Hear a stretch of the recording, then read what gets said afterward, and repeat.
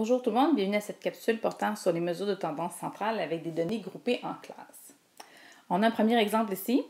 On va dire, voici un tableau montrant le montant d'argent déboursé par 35 familles lors de leur dernière épicerie. Donc on voit ici notre tableau avec des classes, c'est-à-dire qu'on sait qu'il y a 4 familles qui ont déboursé entre 50 et 100 $ lors de leur dernière épicerie, le 100 $ étant exclu. Ensuite, il y a 12 familles qui ont déboursé entre 100 et 150 $, 11 familles qui ont déboursé entre 150 et 200 $ et finalement 8 familles qui ont déboursé entre 200 et 250 $. Ce qui va nous intéresser ici, ça va être de calculer donc, les différentes mesures de tendance centrale, c'est-à-dire mode, moyenne et médiane. Si on commence avec le mode. Donc notre mode ici, c'est la donnée qui revient le plus souvent, mais dans ce cas-ci, on n'a pas des données, on a vraiment des classes dans notre colonne de gauche. Donc, au lieu de parler de mode dans ce cas-ci, on va parler de classe modale. Donc, quelle est la classe qui revient le plus souvent? Eh bien, c'est la classe ici 100-150 puisqu'il y a 12 familles. Donc, c'est là où le nombre de familles est le plus nombreux. Ça veut dire que ça va être ma classe modale. Donc, ma classe modale va être entre 100 et 150 $.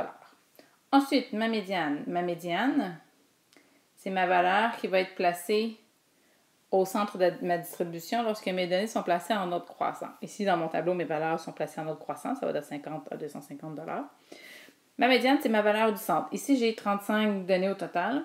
Si je sépare 100 en deux pour connaître ma valeur du milieu, ça me donne 17,5 données par paquet. Donc, ça veut dire que je vais avoir mes 17 premières données ici. Je vais avoir mes 17 dernières données ici.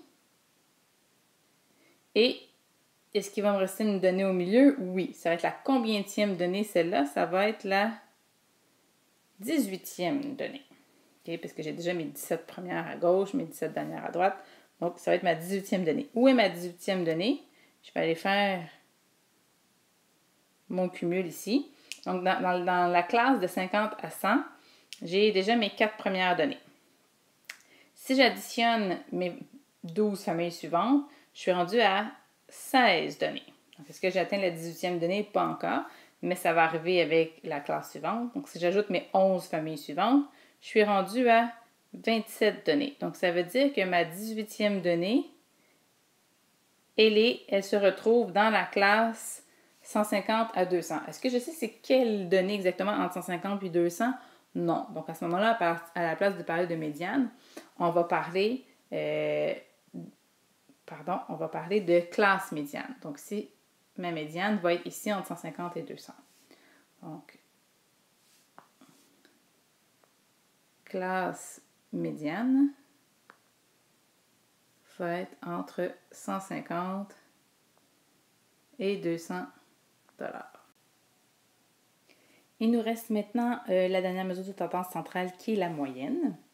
Pour calculer la moyenne, dans le fond, il va nous falloir donc revenir évidemment à notre tableau et encore une fois se poser des questions en fait concernant mes valeurs. Donc si je regarde ma première classe, entre 50 et 100 $, on a 4 familles.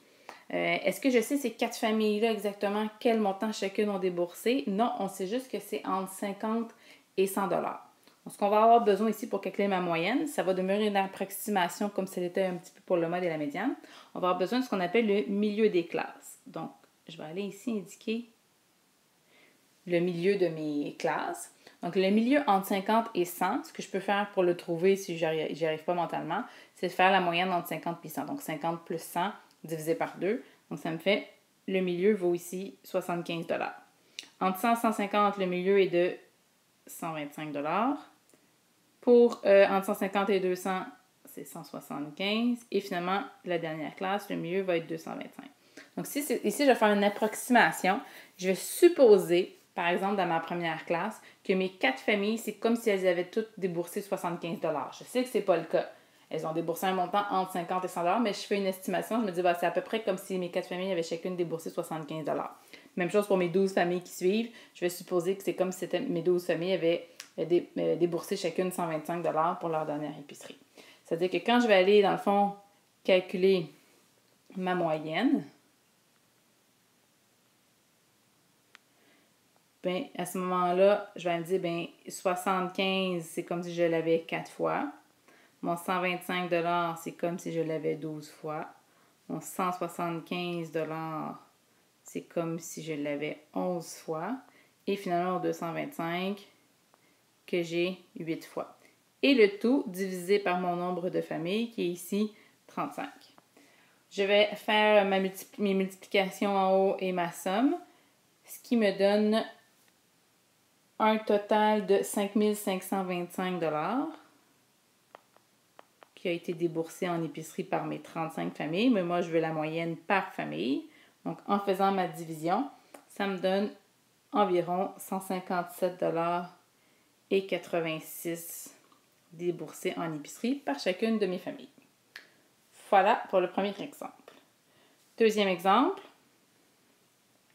Cette fois-ci, on l'a sous forme d'histogramme. Donc, on dit voici un histogramme montrant la masse en kilogrammes de 80 bébés à leur naissance. Ce qu'on peut faire pour s'aider, on peut transposer cet histogramme-là en tableau avec des classes. Ça peut nous aider là, pour faire nos calculs. Donc, je vais aller le faire ici. Donc, il est question dans le fond de les valeurs qui nous intéressent ici. Donc, si je regarde sur mon axe des X, c'est la masse des bébés ici.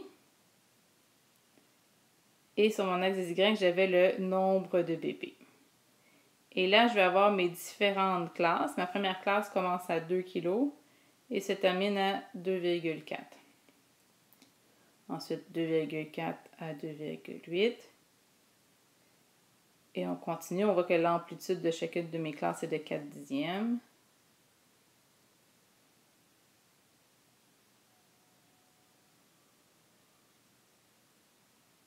Et ça arrête à 4,4 et je vais avoir ma dernière ligne qui va être le total. Ici, le total, on me dit dans le texte, ça devrait me donner 80 bébés.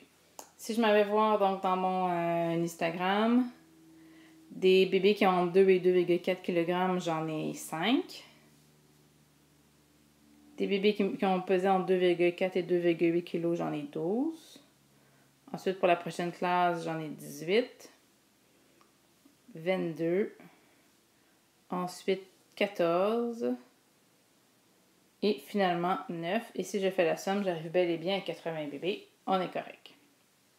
Donc, je vais pouvoir travailler à partir de mon tableau.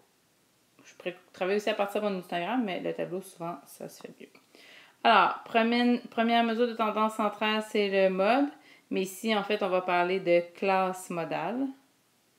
Donc, quelle est la classe qui revient le plus souvent, où j'ai le plus grand nombre de bébés dans le fond ici? Eh bien, ça va être la classe 3,2 à 3,6 kg. Ça va être celle-là ici. Donc, ma classe modale, c'est 3,2 à 3,6 kg. Ensuite, ma médiane. Là aussi, on va parler de classe médiane. Pour la calculer, je vais trouver la valeur du milieu. J'ai combien de valeurs? J'en ai 80. Je divise ça par 2. Ça me fait 40 données de chaque côté. Donc, je vais avoir 40 données ici. Et je vais avoir 40 autres données ici. Est-ce qu'il me reste une valeur au milieu? Non. Donc, ça veut dire que ma médiane va être entre la 40e et la 41e donnée. Donc, je peux aller faire mon cumul dans mon tableau. Donc, dans ma première classe, j'ai mes 5 premières données. Si j'ajoute les 12 suivantes, je vais être rendu à 17 données. Moi, je veux la 40e et la 41e, je ne suis pas encore arrivée. Si j'ajoute les 18 données suivantes, je vais être rendu à 35 données. Je m'approche.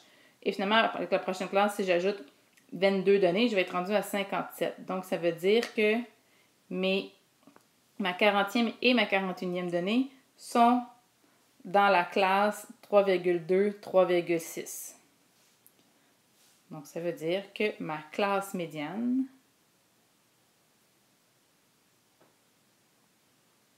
est de 3,2 à 3,6. Ça donne que c'est la même que la classe modale. Finalement, il me reste ma moyenne. Donc, comme on a fait à l'exemple numéro 1, je vais avoir besoin de mes milieux. Donc, si dans le fond, mes milieux, donc entre 2 et 2,4, le milieu va être 2,2. Entre 2,4 et 2,8, mon milieu va être 2,6, etc. Alors, quand je vais vouloir calculer ma moyenne, je vais utiliser ces milieux-là. Donc, ici, ma moyenne. Donc, ça veut dire que pour ma première classe, mon milieu est de 2,2. C'est comme si je supposais que mes 5 bébés de cette classe-là me pesaient tous en moyenne 2,2 kg. Plus, pour la classe suivante, 2,6 fois 12. Donc, c'est comme si les 12 bébés pesaient chacun 2,6 kg. Plus 3 fois 18. Plus 3,4 fois 22. Plus 3,8 fois 14. Et finalement, ma dernière classe, son milieu, c'est 4,2 que j'ai 9 fois. Et tout ça, je vais le diviser par mes 80 bébés, les 80 données que j'ai. Si je fais ma multiplication et ma somme en haut pour connaître toute la masse totale de mes 80 bébés, ça me donne 262 kg. Que je divise en 80 bébés pour connaître leur masse moyenne. Ce qui me fait une masse d'environ, en fait non, d'exactement 3,275 kg. Et voilà!